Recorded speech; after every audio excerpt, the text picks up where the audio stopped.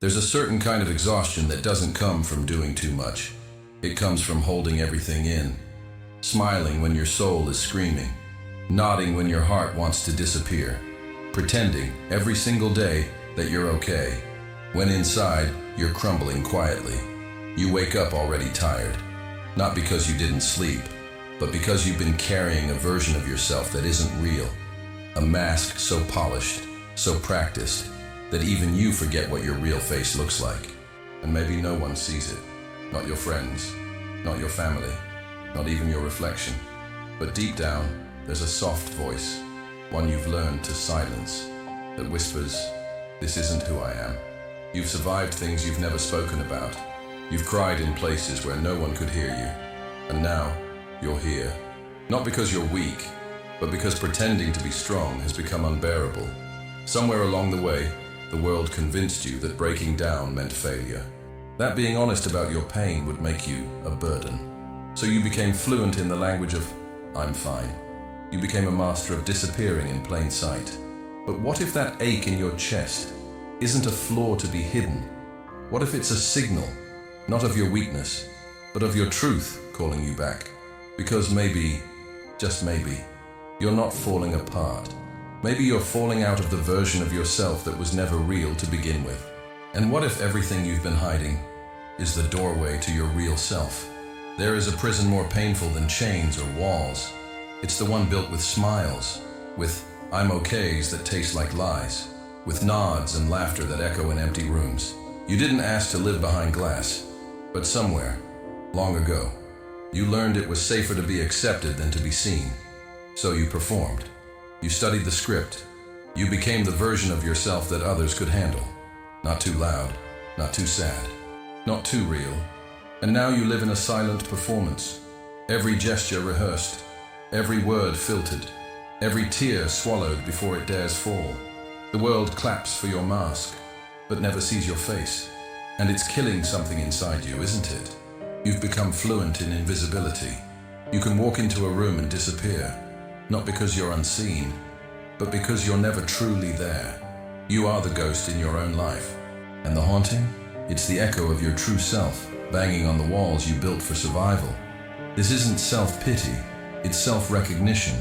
Because pretending is not peace, it's pressure. It's waking up every day with a role to play instead of a life to live. You became a shape that fit into everyone else's puzzle. And now, you don't even remember what your own edges feel like. But how could you?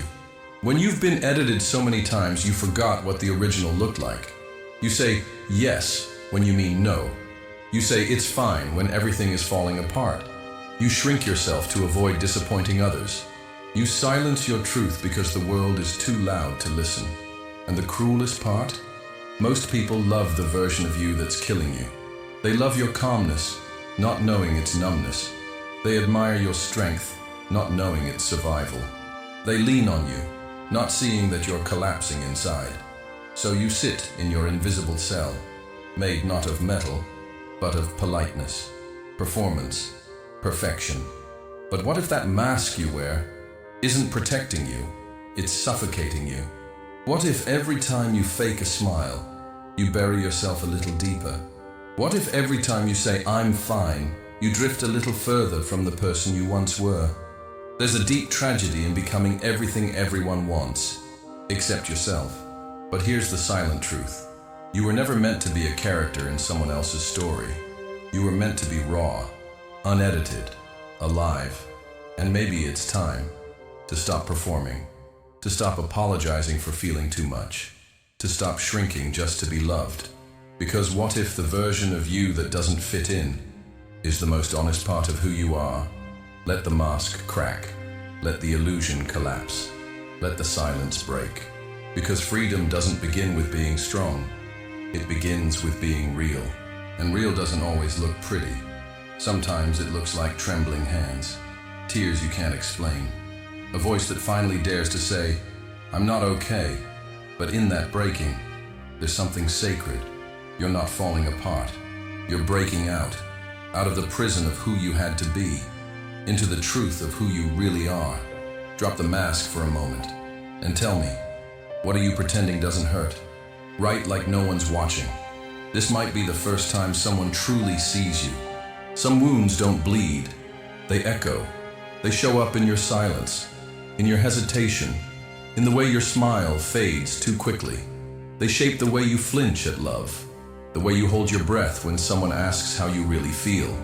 They are the weight behind your "I'm tired," when what you really mean is, "I've been holding myself together for so long, I forgot how to fall apart." Pain doesn't always arrive with a bang. Sometimes it grows like fog, slowly, softly, until you can't see yourself anymore. Maybe you don't remember when it began.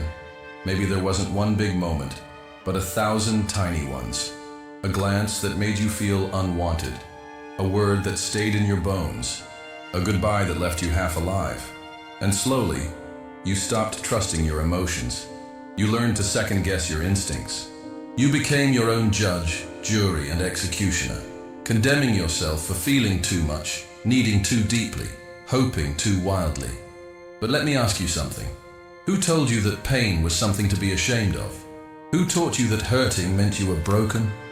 In Buddhism, suffering isn't the enemy. It's the teacher, the crack through which awareness enters, the flame that burns away the illusion of control. You're not broken, you're in process. There's a difference between being shattered and being shaped. One leaves you in pieces, the other redefines your edges. This pain you're carrying, it's not here to punish you. It's here to show you what still matters, what still needs your love, what still calls your name in the quiet hours of the night. Because there's a sacred intelligence in your sorrow. It knows what you've lost. It remembers what you've endured. And it keeps returning, not to haunt you, but to heal you. But only if you stop running from it. So pause, feel it. Let the sadness rise without needing to explain it. Let the grief wash through you without needing to justify it. Let the anger speak, not to lash out, but to be heard. You don't have to fix it all. You don't have to understand it all. You just have to feel it, fully. Because real healing doesn't happen in your mind. It happens in the body, in the heart, in the moments when you finally stop resisting what is. And I know it hurts.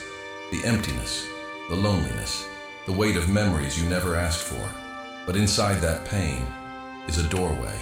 And when you finally step through it, not around it, something begins to shift. You stop begging the world to understand you. You stop craving validation from people who never saw you clearly.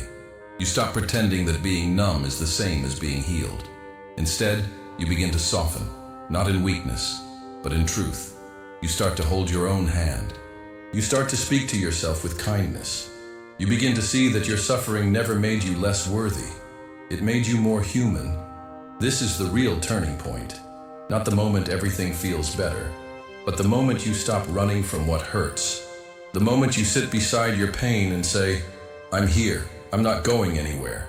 Because the part of you that's hurting is the part of you that still cares, that still loves, that still remembers who you used to be, and quietly hopes you'll come back. And maybe you will. Not as the person you were, but as someone softer, wiser, more whole.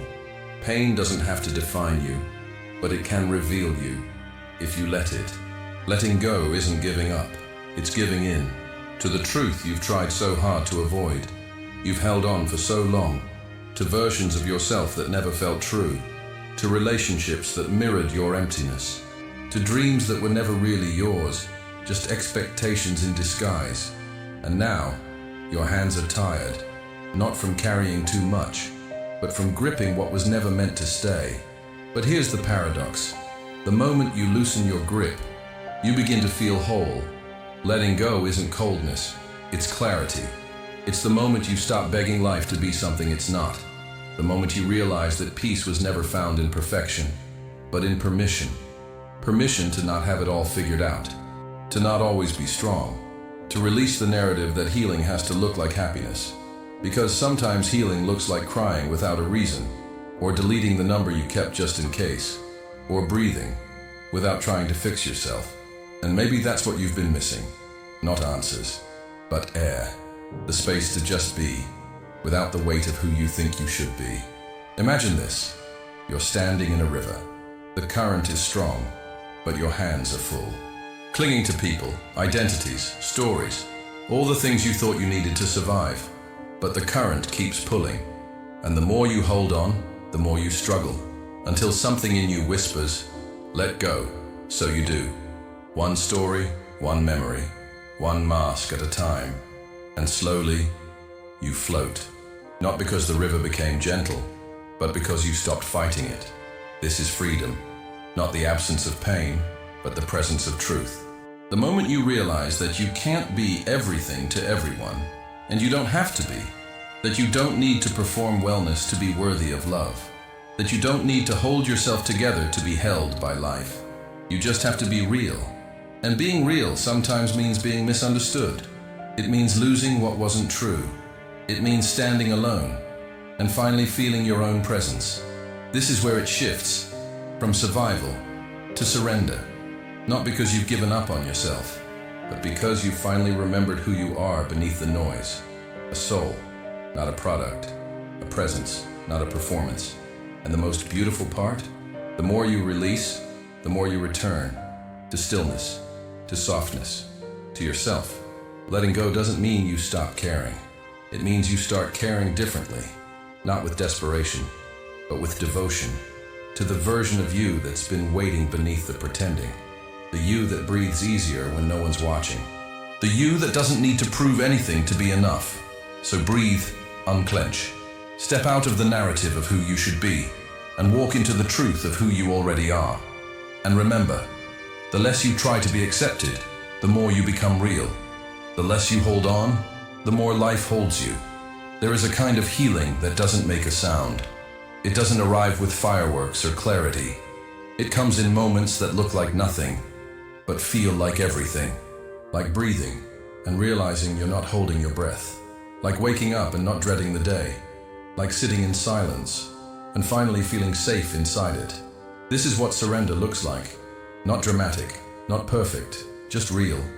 After everything you've carried, after all the masks and the noise and the reaching, there's a stillness that begins to rise from within you. Not because everything outside is calm, but because you are no longer at war with yourself. You no longer need to prove your worth. You no longer have to explain your pain. You don't owe the world a version of you that looks healed when your heart is still tender. Because healing isn't about becoming who you were before the pain. It's about becoming someone who can hold that pain with grace, without letting it define you. In Buddhism, we don't seek to escape suffering. We seek to see it, to sit with it, to understand that pain is not the enemy. Resistance is. And so you learn to welcome the silence, not as emptiness, but as space. Space to breathe, to be, to feel without drowning, to cry without shame. This is the real transformation. Not becoming someone new, but remembering someone ancient within you. Someone untouched by the world's expectations. Someone who doesn't need to pretend, to chase, to perform. There is a deeper you beneath all the layers. The one who watched it all, felt it all, and is still here. That you is not broken. That you is silence itself. The kind that doesn't need words to be understood. And maybe, just maybe, that's what you've been searching for all along. Not answers, not approval, but peace. Peace that doesn't come from getting it all right, but from no longer needing to. So here's the invitation. Stop trying to be okay. Let it all fall apart if it needs to. Let the tears come. Let the stillness take you in. Because when you stop fighting reality, reality becomes a friend. You begin to see beauty in ordinary things, in broken moments, in unfinished sentences, in the way your breath rises and falls without effort. You begin to live, not as a role, but as a rhythm. You become soft, not fragile, soft, like water, like wind, like truth. And in this softness, you remember, you don't need to be loud to be powerful. You don't need to be fixed to be free. You don't need to be healed to be whole. You just need to be here, fully, present with what is, honest with what hurts, compassionate with what still lingers. This is the silence that heals, not because it fixes anything, but because it finally allows everything. So let this be your moment, not of resolution, but of rest. Let your heart unclench. Let your breath return. Let your truth, quiet, raw, and honest, rise like a whisper. I am here, just as I am, and that is enough.